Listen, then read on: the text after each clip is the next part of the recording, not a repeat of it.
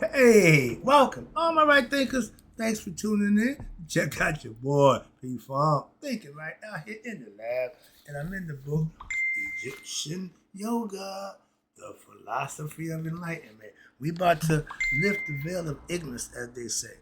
Let's rock. Rightism, 25 rules to live by. Storytelling, story with a message. There's always a message in my stories. For life, I give life lessons. You tuning in to receive them. I appreciate you. We got a good thing going. Let's do what we do. Right thinking mission, and that's what I'm on, is to enlighten, inspire, educate, and motivate you, the individual, to a higher spiritual level of enlightenment.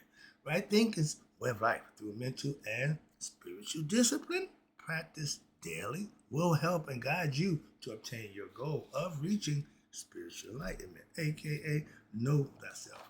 My mission is that all right thinkers know thyself. If you're a right thinker, your goal is to know thyself. See where we're going with this? Let's get there together. So I ask the question, do you know you? You will when I'm through. That's what I do for you, but it's rhetorical. And if you don't have the answer for yourself, tune in. I got you. A person who knows not and knows not that they know not is foolish.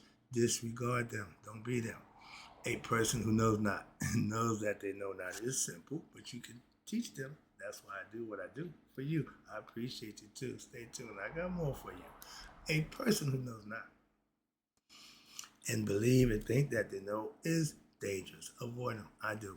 A person who knows and knows not that they know is spiritually asleep. I can awaken them. I'm the spiritual alarm clock here to wake you up with knowledge of self. That's what I do for you. A person who knows and knows that they know is wise. Follow them. All these persons reside in you. Right thinkers, know thyself and Maya, be true. Let's talk about P. Funk's philosophy on lifting the veil of ignorance. This is for all those who don't know themselves. This is how you know yourself. It's called the veil of ignorance when you are ignorant of who you are. Let's go. As stated in the ancient Egyptian text, a book of coming forth by day, or the book of becoming Haru, or some call it the book of the dead. The eternal soul, which is what we have, comes to earth. This is the concept. We are spiritual beings. The eternal soul comes to earth for what? To have a human experience to learn certain lessons. Let me say it again. The eternal soul comes to earth in human form to learn certain life lessons. And that is to what? To become purified soul, a conscious soul, a soul who knows who it is so that it can what? Go back home. All the other fanfare, hula la that did, you can buy into that if you choose to, but those who know, that's a waste of your time. This is what you should be doing. Why? Because in the process of evolution, virtue as well as vices are experienced in human form, but it is to be based on your own mental disposition of ignorance or enlightenment to who you are. Your priority, excuse me, no, my bad. Our purity of heart determines the situations and the outcomes of those situations that we call life experiences. That's why Judgment Day is based on the contents of one's heart. A purified heart would be a light heart. A heavy heart would be an unrighteous heart. Simple as that. And through repeated, listen, embodiments, aka reincarnations, because the spirit, the soul don't die. If it don't get enlightened, it just reincarnates. We are led by our own soul to what? Experience the act of living we call life. And attempting what?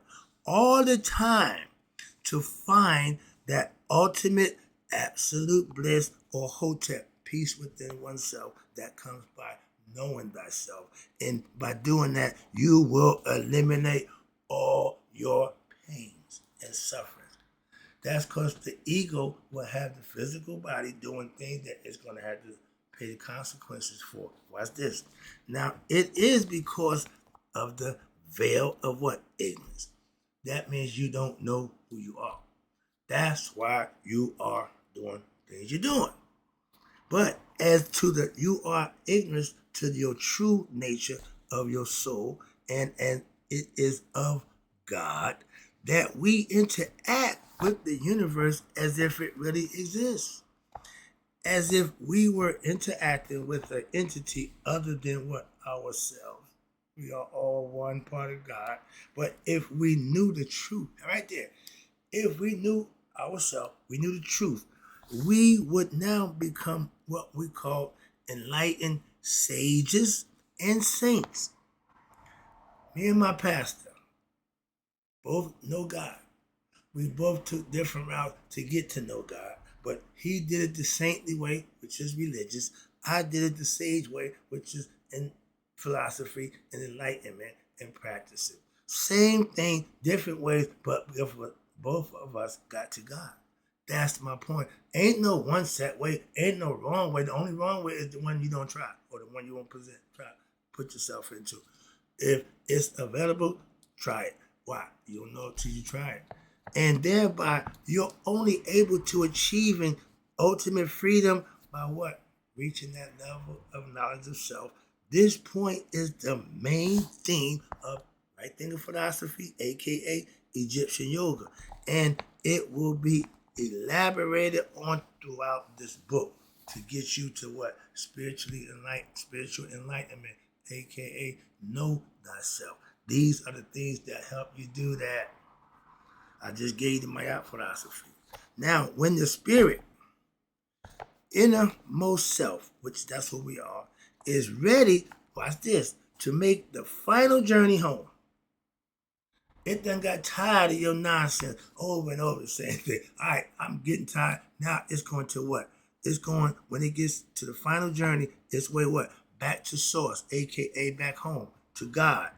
It now begins to inquire about the nature of existence, thereby causes pressure on their mind, namely the ego personality, our individual God consciousness now begins to apply the subtle pressure on the waking consciousness. Yo, my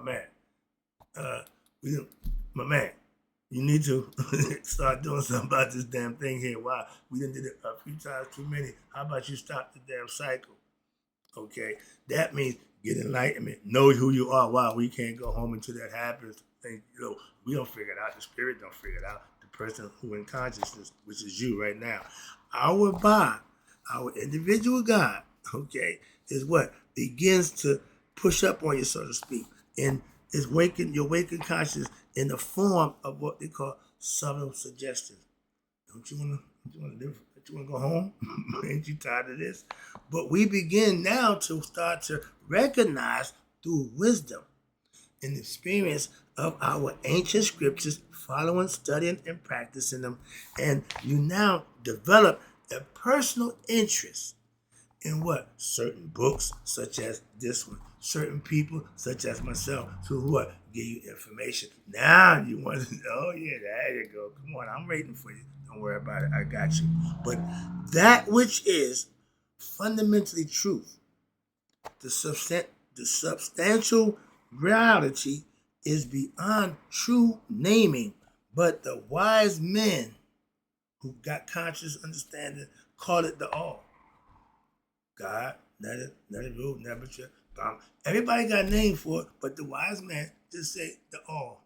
Okay, that's the Egyptian proverb. All right, but now there are many paths of liberation. There's many ways to get to God, and I tell you all the time, if it's 9 billion people on earth, it's 9 billion ways to God. That's what they tell you. It's many ways, and everybody can make their own way. That's free will.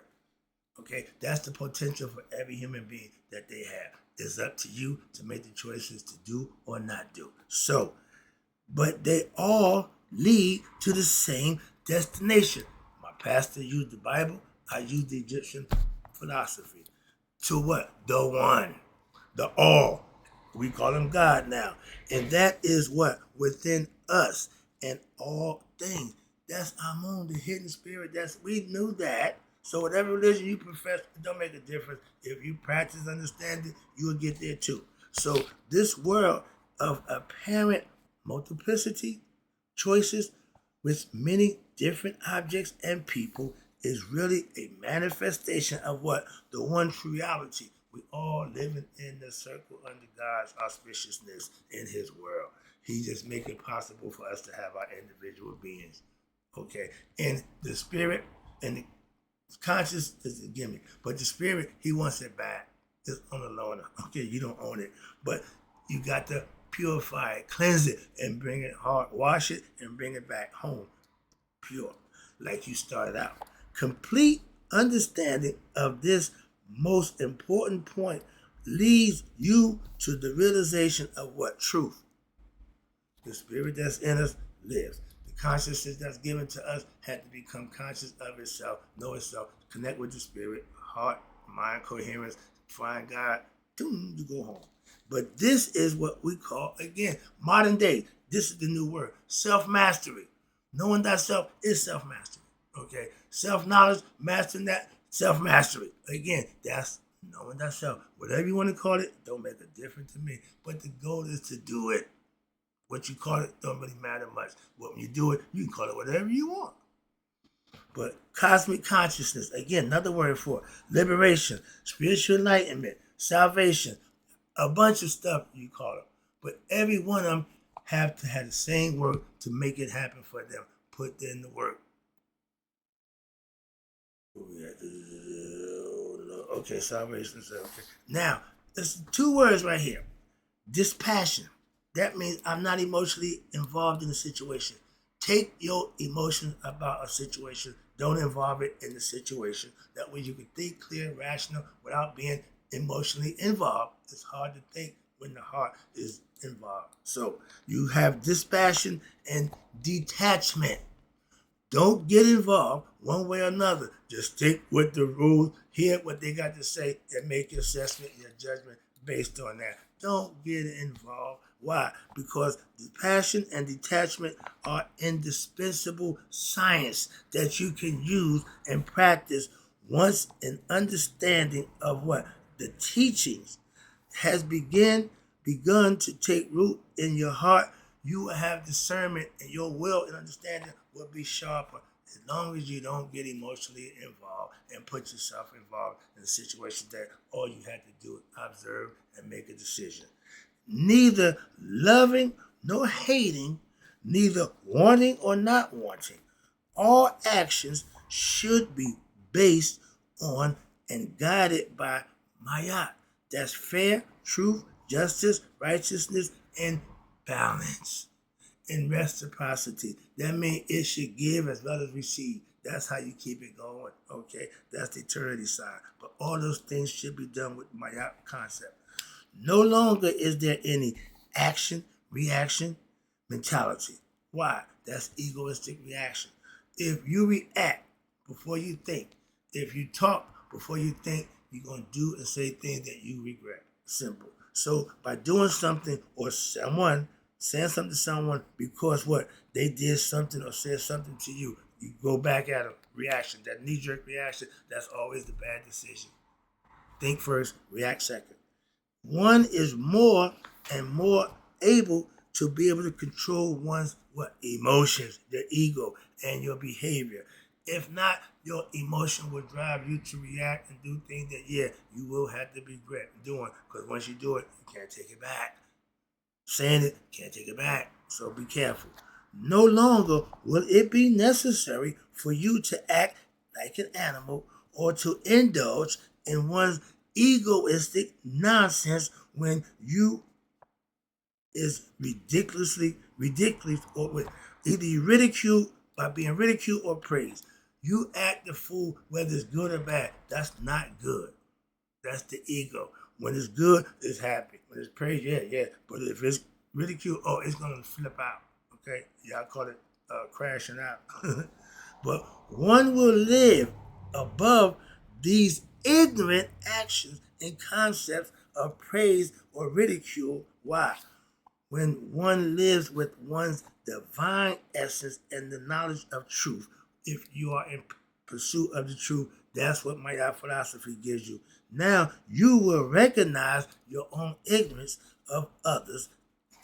You will recognize the ignorance, in others. And now you will be strong enough for yourself to exercise compassion and empathy and understanding towards them. My pastor does that perfect. He gonna pray for you. He gonna be nice to you. That's what he does. And I'm looking at that's him. I ain't that dude. I'm just telling you, I ain't built that way. So I commend people who can do that. But from this position, it will be possible for you to now do what? The greatest good for others.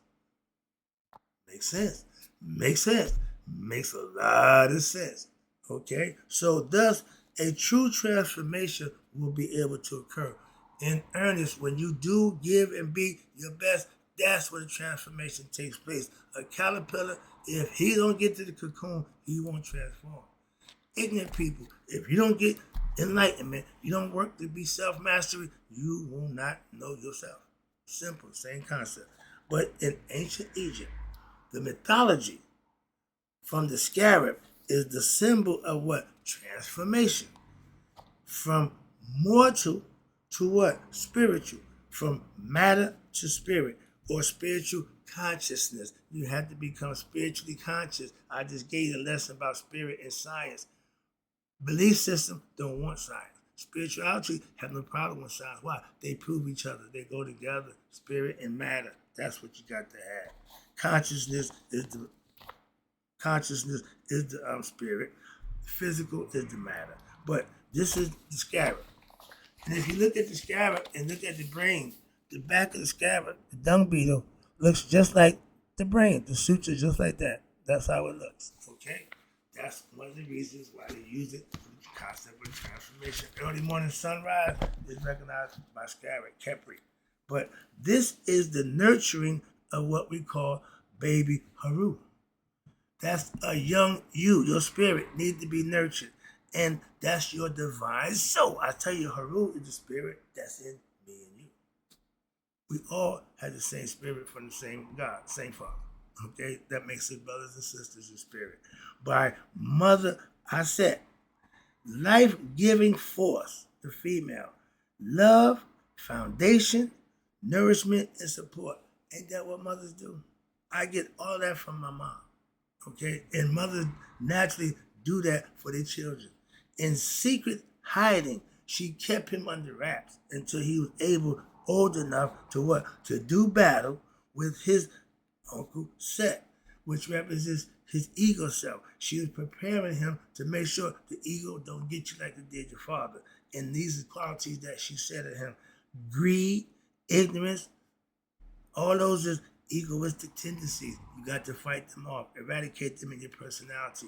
And as a baby tree, it was said, it had it fenced off. Why? To protect it. So too, we must protect our young, ourselves, during the process of what we call spiritual growth. When you just getting into the right thing in philosophy, you don't want to argue and debate with Christians about what you're doing. If you don't know, just let it be. Don't worry about that. But when you get stronger, when you get enough information, you can present yourself in a proper manner. You'll be fine. You'll hold your own. Trust me. And by your limiting contact with what? Negative people or situations, circumstances, and keeping company with who? With the people of raised consciousness, enlightened sage, preferably. Your teacher, your guide, somebody who you respect for how they carry themselves, not somebody who's going to argue with you and say a bunch of nonsense, okay? If the person you asking about, getting information about the elder, if you don't see them doing it, don't even go that way, okay? Trust me. But the path of wisdom and action have been emphasized for a reason in this book. However, all paths must be integrated and produced. Although one may focus on any one yoga path, you got 5 of them, I told you them, but one will find that aspects of the others are always involved. You got to use them intricately, like they said, when you need it. But the essence of your life journey is a personal search for the truth, aka thyself. And salvation is accomplished through the efforts of the individual. And understand this for all my Christians. I love y'all. There is no mediator between man and his or her God. You got a direct line to God. You don't need a mediator. You don't need a savior. Oh, he coming back and gonna say, no, he ain't. You got to become the savior and save yourself by your actions. How about that? That's the ancient Egyptian proverb. Let me wrap it up with this one. Reliance or dependency on a particular path or a particular method is useful to a point. But ultimately, when the nurturing by Aset is accomplished through devotion, oneself to the discovery of one's true self, higher self, you do this by listening, reflecting, and then meditating on the lessons of the scripture. You must do your own moral battle to what? Vanquish the enemies of your innermost self, aka your ego self, represented by ego, ignorance, greed, hate, passion, lust, etc., and more. That's the things that you have to eradicate out your character. And a dynamic balance of the opposites within one's own conscience must be sought. Ultimately, all paths are transcended. When you have an understanding of right and wrong, your decision making should be, in your discernment should put you in a position to make what? Good and better decisions that you will profit and benefit by, not pay the consequences of what? A bad action or a bad decision. You know it's bad because the consequences you got to pay not going to be good. Simple. That's how you live the veil of ignorance. Hope you enjoyed the lesson. I got another one coming up for you, but right now I got to go. But in closing, right thinkers, may you all live to be 100. Me 100 minus a day. So I never know that my right thinkers who now understand how to lift their own veil of ignorance have passed away. Get busy on doing what you need to do for you. Trust me, it works. I'll be back.